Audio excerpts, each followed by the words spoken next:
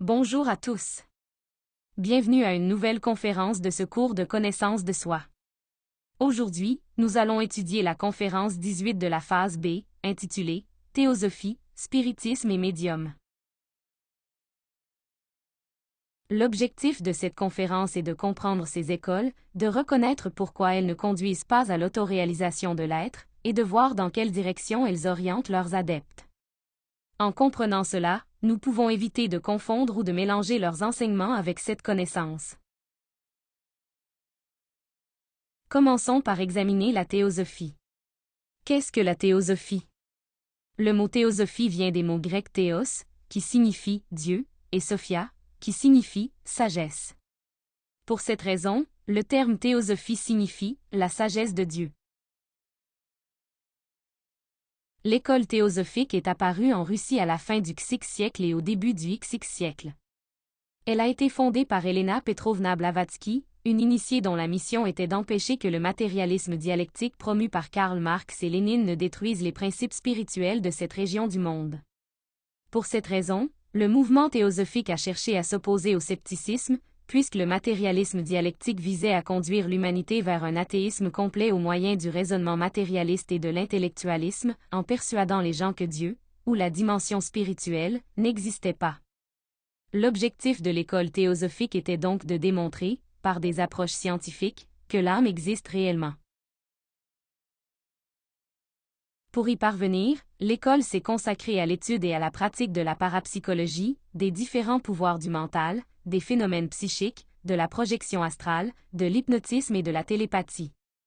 Elle a également étudié la matérialisation d'apparitions, les voies mystérieuses, les manifestations post-mortem, l'éveil des facultés humaines latentes, ainsi que de nombreux autres phénomènes apparentés.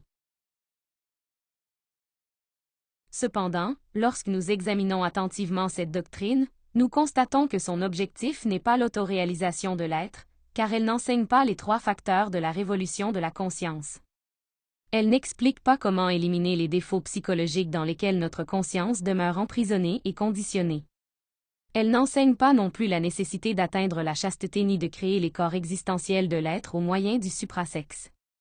Bien que l'école théosophique se soit répandue dans le monde grâce aux efforts sacrificiels de ses étudiants, son enseignement ne met pas l'accent sur le troisième facteur comme moyen d'aider les autres à atteindre l'autoréalisation. L'école encourage le végétarisme et enseigne que l'évolution mécanique conduira finalement l'humanité à l'illumination. Cependant, elle n'enseigne ni la réalité de l'involution ni la nécessité d'une révolution intérieure pour parvenir à la véritable libération. Comme nous l'avons vu, sa mission principale était de préserver l'espérance spirituelle et de maintenir vivant l'intérêt pour les réalités supérieures, en empêchant l'humanité de sombrer dans un matérialisme complet. Examinons maintenant le spiritisme. Qu'est-ce que le spiritisme? Le spiritisme, également connu sous le nom de spiritualisme, est un système de croyances et de pratiques religieuses fondé sur la prétendue communication avec les esprits des défunts, généralement par l'intermédiaire de médiums. Cette doctrine s'est développée au cours de la seconde moitié du Xe siècle, avec des figures telles qu'Allan Kardec, qui a joué un rôle important dans son développement. Le spiritisme enseigne des méthodes destinées à établir une communication avec les âmes des morts, ou avec ce qu'il appelle les « esprits désincarnés ». Cependant, ce que les spirites appellent « esprit » n'est pas le véritable être du défunt, mais plutôt un moi psychologique, ou une légion de défauts psychologiques, appartenant à cette personne désincarnée. À d'autres moments, les entités qui apparaissent au cours de ces séances proviennent des infradimensions. Ce sont des démons qui se font passer pour des saints, des maîtres illuminés et d'autres êtres élevés afin d'accorder des faveurs aux personnes présentes aux séances, tout en établissant des liens énergétiques qui leur permettent de drainer continuellement leur énergie. Par l'intermédiaire de ces entités, ou des défauts psychologiques de la personne désincarnée qui se manifestent pendant la séance, les participants peuvent recevoir des informations, certaines maladies peuvent sembler être guéries, des difficultés matérielles peuvent être résolues, ainsi que d'autres phénomènes semblables. Au cours d'une séance, plusieurs personnes se réunissent autour d'une table, se tiennent par la main et invoquent ensemble la présence d'un esprit particulier. En général, elles demandent à cet esprit de démontrer sa présence par des mouvements, des sons ou d'autres manifestations physiques. Les tables, ainsi que des dispositifs tels que la planche Ouija, sont couramment utilisés dans ces pratiques. Finalement, l'entité désincarnée prend possession de l'un des participants, qui prête temporairement son corps physique à sa manifestation. Cette personne est appelée un médium, car elle sert d'intermédiaire entre l'entité désincarnée et le monde physique. Une fois que l'esprit prend le contrôle du corps du médium, il commence à parler, utilisant souvent la même voix qu'il possédait lorsqu'il était vivant. Les personnes présentes à la séance posent alors diverses questions, auxquelles l'entité désincarnée répond une par une. L'un des plus grands dangers de ces pratiques est que de nombreux participants deviennent progressivement dépendants de celles-ci. Ils prennent l'habitude de chercher des réponses à toutes leurs préoccupations physiques et spirituelles au moyen de ces séances, au lieu d'apprendre à rechercher la guidance de leur propre être intérieur. En même temps, ils établissent des liens avec des entités négatives. Comme ces pratiques semblent souvent apporter des solutions temporaires à leurs problèmes, de nombreux participants commencent à les recommander à d'autres, ce qui amène de plus en plus de personnes à devenir dépendantes de ces mêmes pratiques. La plupart de ces personnes croient sincèrement avoir communiqué avec un saint, un être illuminé, ou même un dieu. Elles ne soupçonnent jamais que la présence qui communique puisse en réalité être un démon ou la psyché, ou encore la légion de défauts psychologiques, d'une personne désincarnée qui ne possède plus de véhicule physique pour s'exprimer. Dans de nombreuses séances de guérison spirituelle, on prétend même pratiquer des interventions chirurgicales, et de nombreuses personnes connaissent des rétablissements, ce qui renforce encore davantage leur dépendance à ces pratiques. C'est ainsi que les écoles spirites se sont énormément développées au cours du siècle dernier, attirant des millions de croyants et d'adeptes. Comme nous pouvons le constater clairement, ces pratiques ne sont pas orientées vers l'autoréalisation de l'être. Elles n'enseignent pas l'élimination des défauts psychologiques et ne fournissent pas non plus les connaissances nécessaires pour atteindre la chasteté scientifique, ni aucun des principes essentiels requis pour un véritable développement spirituel. Comme l'a enseigné le Maître Jésus, c'est à leurs fruits que vous les reconnaîtrez. Si nous observons les pratiques couramment réalisées dans le spiritisme, nous trouvons des activités telles que la divination, la voyance, les conseils obtenus auprès des esprits, les envoûtements amoureux, les rituels de séparation, les prières, les rituels cérémoniels, les pratiques avec la planche Ouija, les rituels avec des bougies, les pratiques de domination, l'infliction de maladies, les guérisons et d'autres œuvres semblables, qui sont toutes considérées comme des formes de magie noire. Voyons maintenant, qu'est-ce qu'un médium?